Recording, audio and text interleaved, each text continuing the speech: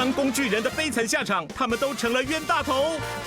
避不了就是一定要陪女生去逛街，接着他就走到那种银饰店，你内心就会有一股声音，拿出信用卡，拿出信用卡，1个月下来花了6万块。他中午的时候就会约我吃饭，他都会说他忘记带钱。他其实有另外一个喜欢的女生，他为了想要省钱，然后晚上去请那个女生吃天饭。哪，你比大天还智障！